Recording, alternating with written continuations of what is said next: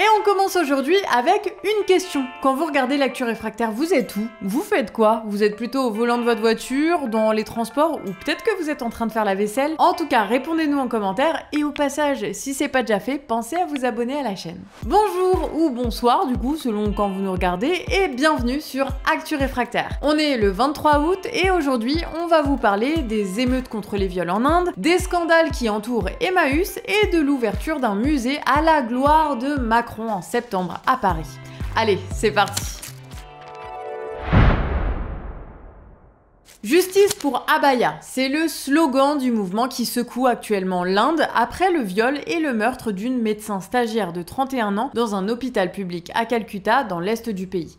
Elle a été retrouvée nue et couverte de blessures dans l'amphithéâtre attenant à l'hôpital, alors qu'elle s'y était réfugiée pour se reposer avant les cours, après avoir travaillé 36 heures d'affilée. Après la découverte du corps, des dizaines de milliers de femmes dans l'état du Bengale occidental ont participé mercredi soir à la marche Reclaim the Night, qui signifie revendiquer la nuit, pour réclamer l'indépendance de vivre en liberté et sans peur. Bon, alors les manifestations étaient plutôt pacifiques, mais leur encadrement par des centaines de policiers ont conduit à des affrontements. Et ce qu'il faut savoir, c'est que l'institution policière est elle aussi visée par des dizaines d'affaires de viol par des policiers, y compris sur des mineurs. Des manifestations ont également eu lieu dans de nombreuses autres villes indiennes, telles que Delhi, Hyderabad, Mumbai et Pune. On a l'impression que l'espoir renaît, a déclaré une manifestante à l'AFP, alors que des milliers de personnes défilaient dans les rues de Calcutta vendredi. Mais le mouvement ne s'arrête pas qu'aux manifestations. Les médecins indiens ont entamé une grève nationale avec plus d'1 million de personnes. Les hôpitaux et les cliniques du pays refusent les patients qui ne sont pas en situation d'urgence. Samedi dernier, dans un rassemblement des médecins et du personnel soignant dans la capitale New Delhi, on pouvait lire « Trop, c'est trop ». Et le mouvement a pris une telle ampleur que ça oblige les autorités à réagir. Si les femmes ne peuvent pas aller travailler et que les conditions ne sont pas sûres, nous leur refusons l'égalité, a reconnu Monsieur Chandrachud, un représentant de la plus haute juridiction du pays. Bah oui, cette affaire est remontée haut dans l'État jusqu'à la Cour suprême qui s'en est saisie sous la pression populaire et l'ampleur de la mobilisation. Le représentant de la Cour suprême a déclaré: alors que de plus en plus de femmes rejoignent le marché du travail, la nation ne peut pas attendre un autre viol pour que les choses changent sur le terrain. Et ça fait suite au fait que la police locale chargée de l'affaire à Calcutta, après avoir été pointée du doigt par les manifestants, a dû transférer le dossier au bureau central d'enquête, une agence fédérale, pour inspirer confiance à la population. Alors si une affaire d'un État est montée jusqu'aux autorités fédérales, c'est qu'en fait, les autorités indiennes sont accusées de laxisme au sujet des agressions sexuelles. Et ça fait maintenant plus de 10 ans que les affaires se multiplient et que le gouvernement reste très laxiste dans les mesures qu'il prend pour protéger la population. Malgré l'adoption en 2013 d'une loi renforçant les sanctions contre les violeurs après le viol et le meurtre d'une étudiante à New Delhi en 2012, son application reste défaillante. Les violences continuent, comme en 2022 où une jeune fille venue porter plainte pour viol collectif a été agressée par un policier. Actuellement, des manifestations éclatent à Badlapur suite au viol de 2 fillettes dans leur école. Les manifestants dénonçant l'inaction gouvernementale et la tentative de dissimulation de l'affaire par la direction de l'établissement. Alors, pour la faire sortir au grand jour, les manifestants se sont rassemblés à la gare ferroviaire, ont bloqué les voies et ont repoussé la police qui tentait de les disperser à coups de jets de pierre. Et on passe maintenant au point abonné. Alors on a reçu plusieurs mails sur les affaires entourant Emmaüs, alors on vous fait un rapide récap. Aujourd'hui, Emmaüs Solidarité est plongé dans un scandale inédit comparable à l'affaire Orpea.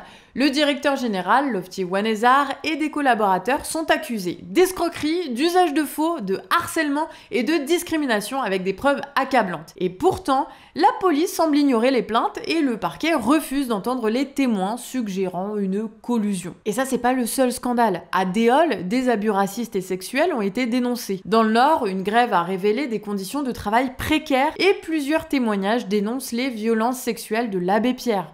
Et ouais. Bon voilà, alors dites-nous si vous voulez qu'on mène l'enquête pour une vidéo sur notre chaîne principale, Le Canard Réfractaire. Et si vous aussi vous avez un sujet à partager, vous pouvez nous écrire sur actu@lecanardréfractaire.org. Et c'est parti pour les brèves de Maxime. À Bordeaux, vous savez quoi, il y a un postier qui est convoqué par son employeur à un entretien préalable à licenciement. En fait, c'est un syndicaliste de Sud PTT qui était de tous les mouvements de grève, et notamment en février dernier, dans un mouvement pour une revalorisation salariale. Et son cas, il n'est pas isolé. Le groupe La Poste a fait de la répression syndicale une de ses activités secondaires. Il y a tous les ans entre 10 et 30 procédures importantes visant des syndicalistes du groupe, et même pour ce postier, c'est loin d'être la première fois, puisqu'il avait déjà été visé par des procédures similaires il y a 2 ans. Cette nouvelle procédure, elle survient à la veille d'élections professionnelles où les salariés de La Poste seront appelés à élire les représentants du personnel du groupe. En réaction, la CGT et Sud PTT ont déposé un préavis de grève nationale dans La Poste et un rassemblement a eu lieu aujourd'hui devant le siège de La Poste à Bordeaux. Et on passe maintenant à nos macroneries préférées. L'Élysée a annoncé la prochaine nomination d'un ou d'une première ministre à partir de mardi. Lundi, Macron va rencontrer les groupes politiques de l'Assemblée et selon ce qu'il raconte, Macron veut nommer un premier ministre issu d'un groupe politique qui, selon lui toujours, sera le plus à même de constituer la majorité la plus large et la plus stable. Macron considère que l'Assemblée issue des élections législatives est un parlement de minorité et donc potentiellement difficile à gouverner. Pour rappel, le nouveau Front populaire a obtenu le plus grand nombre de députés sans pour autant atteindre la majorité absolue. Mais l'éventualité de voir la coalition de gauche gouverner,